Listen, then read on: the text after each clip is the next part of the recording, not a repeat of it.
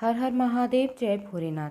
नमस्कार दोस्तों, मैं हेमलता उपाध्याय आप सभी का अपने चैनल पर बहुत बहुत स्वागत करती हूँ। प्रिय दोस्तों, आज हम श्रवण करेंगे सावन मास महात्म्य का 7वां अध्याय मंगला गौरी व्रत का वर्णन तथा व्रत कथा। ईश्वर बोले, हे सनत कुमार, अब मैं अत्युत्तम भौम व्रत का वर्णन करूँगा, जिसके अनुष्ठान करने मात्र से वैधव्य नहीं होता है। विवाह होने के पश्चात 5 वर्षों तक यह व्रत करना चाहिए। इसका नाम मंगला गौरी व्रत है। यह पापों का नाश करने वाला है। विवाह के पश्चात प्रथम श्रावण शुक्ल पक्ष में पहले मंगलवार को यह व्रत आरंभ करना चाहिए। केले के खम्भों से सुशोभित एक पुष्प मंडल बनाना चाहिए और उसे अनेक प्रकार के फलों तथा रेशमी वस्त्रों से सजाना चाहिए। उस मंडप में अपने सामर्थ्य अनुसार देवी की सुवर्णमयी अथवा अन्य धातु की बनी प्रतिमा स्थापित करनी चाहिए। उस प्रतिमा को 16 उपचारों से, 16 दूर्वा दलों से, 16 चावलों से तथा 16 चने की दालों से मंगला गौरी नामक देवी की पूजा करनी चाहिए और 16 बत्तियों से 16 दीपक जलाने चाहिए। दही तथा भात का नैवेद्य भक्तिपूर्वक अर्पित करना चाहिए। देवी के पास ही पत्थर का सील तथा लोढ़ा स्थापित करना चाहिए। 5 वर्ष तक इस प्रकार से व्रत करने के पश्चात उद्यापन करना चाहिए। चमाता का वायन प्रदान करना चाहिए, जिसकी विधि आप सुनिए। अपने सामर्थ्य अनुसार एक फल प्रमाण सुवर्ण की अथवा उसके आधे प्रमाण की अथवा उसके भी आधे प्रमाण की मंगला गौरी की प्रतिमा निर्मित करानी चाहिए। अपनी शक्ति के अनुसार सुवर्ण आदि के बने तंडुल पूरित पात्र पर वस्त्र तथा रमणीय कंचु की ओढ़नी रखकर उन दोनों के ऊपर देवी की प्रतिमा स्थापित करनी चाहिए। पास में चांदी से निर्मित सिल तथा लोढ़ा रखकर माता को वायन प्रदान करना चाहिए। इसके बाद 16 सुवासिनियों को प्रयत्नपूर्वक भोजन कराना चाहिए। हे विप्र, इस विधि से व्रत करने पर 7 जन्मों तक सौभाग्य बना रहता है और पुत्र पौत्र आदि के साथ संपदा विद्यमान रहती है। सनत कुमार बोले, सर्वप्रथम इस व्रत को किसने किया था और किसको इसका फल प्राप्त हुआ? हे शंभु, जिस तरह से मुझे इसके प्रति निष्ठा हो जाए, कृपा करके वैसे ही बताइए।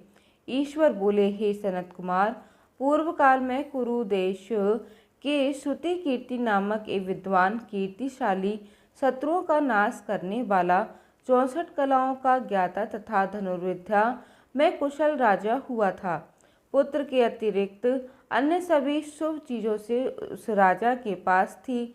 अतः वह राजा संतान के विषय में अत्यंत चिंतित हुआ और जब ध्यान पूर्वक देवी की आराधना करने लगा, तब उसकी कठोर तपस्या से देवी प्रसन्न हो गई और उसे यह वचन बोली, हे सुव्रत, वर मांगो।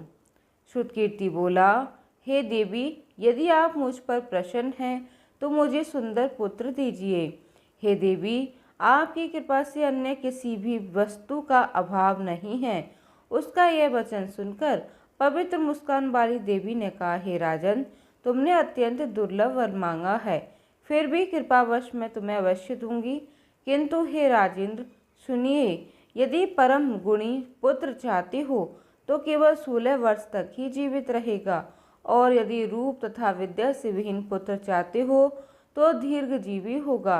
देवी का यह वचन सुनकर राजा चिंतित हो उठा और पुनः अपनी पत्नी से परामर्श करके उसने गुणवान तथा सभी शुभ लक्षणों से संपन्न 16 वर्ष की आयु वाला पुत्र मांगा। तब देवी ने भक्ति संपन्न राजा से कहा, हे नृपनंदन, मेरे मंदिर के द्वार पर आम का वृक्ष है, उसका एक फल लाकर मेरी आज्ञा से अपनी भार्या को उसे भक्षण करने हेतु प्रदान करो, जिससे वह शीघ्र ही गर्भ धारण करेगी, इसमें संदेह नहीं है। प्रसन्न होकर राजा ने वैसा ही किया और उसकी पत्नी ने गर्भ धारण कर लिया। 10वें महीने में उसने देवतुल्य सुंदर पुत्र को जन्म दिया। तब हर्ष तथा शोक से युक्त राजा ने बालक का जातकर्म आदि संस्कार किया और शिव का स्मरण करते हुए उसका नाम चिरायु रखा। जिसके बाद पुत्र के 16 वर्ष के होने पर पत्नी सहित राजा चिंता में पड़ गए और वे विचार करने लगे कि यह पुत्र बड़े कष्ट से प्राप्त हुआ है और मैं इसकी दुखद मृत्यु अपने ही सामने कैसे देख सकूंगा। ऐसा विचार कर राजा ने पुत्र को उसके मामा के साथ काशी भेज दिया। प्रस्थान के समय राजा की पत्नी ने अपने भाई से कहा कि कार्पटिक का वेश धारण करके आप मेरे पुत्र को काशी ले जाइए। मैंने भगवान मृत्युंजय से पूर्व में पुत्र के लिए प्रार्थना की थी और कहा था कि हे विश्वेश, आप जगतपति की यात्रा के लिए मैं उस पुत्र को अवश्य भेजूंगी, अतः आप मेरे पुत्र को आज ही ले जाइएगा और सावधानी पूर्वक इसकी रक्षा कीजिएगा। अपनी बहन की यह बात सुनकर भांजे के साथ वह चल पड़ा। कई दिनों तक चलते चलते वह आनंद नामक नगर में पहुंचा। वहां सभी प्रकार की समृद्धियों से संपन्न वीरसेन नाम वाला राजा रहता था। उस राजा की एक सर्वलक्षण संपन्न युवावस्था प्राप्त मनोहर तथा रूप लावण्यमयी मंगला गौरी नामक कन्या थी। सभी उपमानों को तुच्छ करके सौंदर्य अभिवृद्धि को प्राप्त वह कन्या किसी समय सखियों के साथ नगर के उपवन में क्रीड़ा करने के लिए गई हुई थी।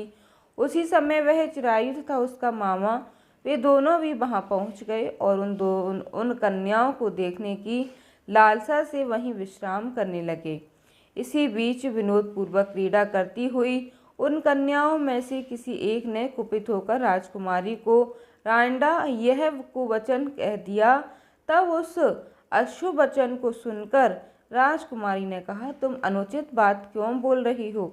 मेरे कुल में तो इस प्रकार की कोई नहीं है। मंगला गौरी व्रत की कृपा से तथा उनके व्रत के प्रभाव से विवाह के समय जिसके सर पर मेरे हाथ से अक्षत पड़ेंगे, हे सखी, वह यदि अल्प आयु वाला होगा तो भी चिरंजीवी हो जाएगा। इसके बाद वह सभी कन्याएं अपने अपने घर चली गईं। उसी दिन राजकुमारी का विवाह था।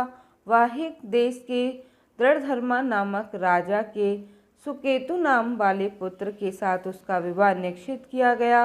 वह सुकेतु विद्याहीन, कुरूप तथा बहरा था।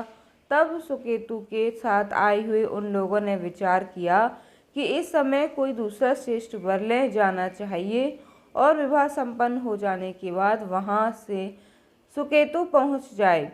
उन लोगों ने चिरायु के मामा के पास जाकर याचना की कि आप इस बालक को हमें दे दीजिए, जिससे हमारा कार्य सिद्ध हो जाए। इस पृथ्वी पर परोपकार के समान दूसरा कोई धर्म नहीं है। उनकी बात सुनकर चिरायु का मामा मन ही मन बहुत प्रसन्न हुआ, क्योंकि इसने उपवन में पहले ही कन्या मंगला गौरी की बात सुन ली थी। फिर भी उसने एक बार कहा कि आप लोग इसे किस लिए मांग रहे हैं? कार्य की सिद्धि हेतु वस्त्र अलंकार आदि मांगे जाते हैं, वर तो कहीं भी नहीं मांगा जाता। तथापि आप लोगों का सम्मान रखने के लिए मैं इसे दे रहा हूँ। इसके बाद चिरायु को वहां ले जाकर उन लोगों ने विवाह संपन्न कराया। सप्तपदी आदि के हो जाने पर रात्रि में शिव पार्वती की प्रतिमा में समक्ष उस चिरायु ने हर्षयुक्त होकर मंगला गौरी के साथ शयन किया। उसी दिन चिरायु के 16 वर्ष पूर्ण हो चुके थे और अर्धरात्रि में साक्षात काल सर्वरूप में वहां आ गया। इसी बीच संयोगवश राजकुमारी जाग गई। उसने उस महासर्प को वहां देखा और वह भय से व्याकुल होकर कांपने लगी। तभी उस कन्या ने धैर्य धारण 16 उपचारों से सर्प की पूजा की और पीने के लिए उसे दूध दिया। उसने दीनता भरी वाणी में उस सर्प की प्रार्थना तथा स्तुति की। मंगला गौरी प्रार्थना करने लगी कि मैं उत्तम व्रत को करूंगी जिससे मेरे पति जीवित रहें। ये जिस तरह से चिरकाल तक जीवित रहते हैं, आप वैसा कीजिए। इतने में सर्प वहां स्थित एक कमंडलू में प्रवेश कर गया और उस मंगला गौरी ने अपनी कंचुकी से उस कमंडलू का मुंह बांध दिया। इसी बीच उसका पति अंगड़ाई लेकर जाग गया और अपनी पत्नी से बोला, हे प्रिय, मुझे भूख लगी है। तब वह अपनी माता के पास जाकर खीर, लड्डू आदि ले आई और उसके द्वारा दिए भोज्य पदार्थ को उसने प्रसन्न मन होकर खाया।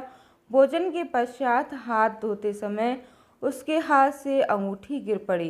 तांबुल खाकर वह पुनः सो गया। इसके बाद मंगला गौरी कमंडलू को फेंकने के लिए जाने लगी। विधि की कैसी गति है कि उस कमंडलू में से बाहर की ओर जगमग करती हुई हार कांति को देखकर वह आश्चर्यचकित हो गई। कट में स्थित उस हार को उसने अपने कंठ में धारण कर लिया। इसके बाद कुछ रात शेष रहते ही चिरायु का मामा आकर उसे ले गया। इसके बाद वर पक्ष के लोग सुकेतु को वहां ले आए। उसे देख मंगला गौरी ने कहा कि यह मेरा पति नहीं है। तब उन सभी ने उससे कहा, हे शुभे, तुम यह क्या बोल रही हो? यहाँ तुम्हारा कोई परिचायक हो तो उसे हम लोगों को बताओ। मंगला गौरी बोली, जिसने रात्रि में 9 रत्नों से बानी अंगूठी दी है, उसकी अंगुली में इसे डालकर परिचायक निशानी देख लें। मेरे पति ने रात्रि में मुझे जो हार दिया था उसके रत्नों का समुदाय कैसा है, इस बात को यह बताए। यह तो कोई अन्य ही है। इसके अतिरिक्त रात्रि में आम सींचते समय उनका पैर कुमकुम से लिप्त हो गया था। वह मेरी जांघ पर अब भी विद्यमान है। उसे आप लोग शीघ्र देख लें। साथ ही रात में परस्पर भाषण तथा भोजन आदि जो कुछ किया गया था उसे भी यह बता दें। तब यह निश्चय हो ही मेरा पति है। इस प्रकार उसका वचन सुनकर सभी ठीक है कहने लगे, किंतु जब एक भी बात ना मिली तब सभी ने सुकेतु को उसका पति होने से निषेध कर दिया और वर पक्ष वाले जिस तरह से आए थे उसी तरह से चले गए। उसके बाद अपने वंश को बढ़ाने वाले महान यश से संपन्न तथा परम मनस्वी मंगला गौरी के पिता ने अन्नपान आदि का शस्त्र चलाया। उन्होंने वर पक्ष का वृतांत कानों कान सुन लिया कि स्वरूप के कुरूप होने के कारण लोगों के द्वारा किसी अन्य को वर के रूप में आदर पूर्वक लाया गया था। तब उन्होंने अपनी कन्या को पर्दे के भीतर बिठा दिया। उसके बाद 1 वर्ष बीतने पर यात्रा करके चिरायु अपने मामा के साथ यह देखने आया कि विवाह के बाद वहाँ क्या हुआ। तब उसे गवाक्ष के भीतर से देखकर वह मंगला गौरी अत्यंत प्रसन्न हुई और माता पिता से बोली कि मेरे पति आ गए। राजा ने अपने सहजनों को बुलाकर पूर्व में कहे गए सभी परिचायकों को निशानी को देखकर मंद मुस्कान वाली अपनी कन्या चिरायु को सौंप दी। राजा ने शिष्टजनों को साथ लेकर विवाह का उत्सव कराया। इसके बाद राजा वीरसेन ने वस्त्र आभूषण आदि सेना, घोड़े, रथ और अन्य भी बहुत सी सामग्रियां देकर उन्हें विदा किया। उसके बाद कुल को आनंदित करने वाला वह चिरायु पत्नी तथा मामा के साथ लेकर सेना के साथ अपने नगर में जा पहुंचा। लोगों के मुख से उसे आया सुनकर उसके माता पिता को विश्वास नहीं हुआ। उन्होंने सोचा कि प्रारब्ध अन्यथा कैसे हो सकता है। इतने में वह अपने माता पिता के पास आ गया और स्नेह से परिपूर्ण वह चिरायु भक्तिपूर्वक उनके चरणों में गिर पड़ा। तब अपने पुत्र का मस्तक छूकर उन दोनों ने परम आनंद प्राप्त किया। पुत्र बंधु मंगला गौरी ने भी सास ससुर को प्रणाम किया। तब सास उसे अपनी गोद में बिठाकर सारा वृतांत शीघ्रतापूर्वक पूछने लगी। हे महामुने, तब पुत्र वधू ने भी मंगला गौरी के उत्तम व्रत महात्म तथा जो कुछ घटित हुआ था वह सब वृतांत बताया। हे सनत कुमार, मैंने आपसे इस मंगला गौरी व्रत का वर्णन कर दिया। जो कोई भी इसका श्रवण करता है अथवा जो इसे कहता है उसके सभी मनोरथ पूर्ण हो जाते हैं, इसमें संदेह नहीं है। सूत जी बोले, हे ऋषियों, इस प्रकार शिवजी ने सनत कुमार को यह मंगला गौरी व्रत बताया और उन्होंने सभी कार्यों को पूर्ण करने वाले इस व्रत को सुनकर महान आनंद प्राप्त किया।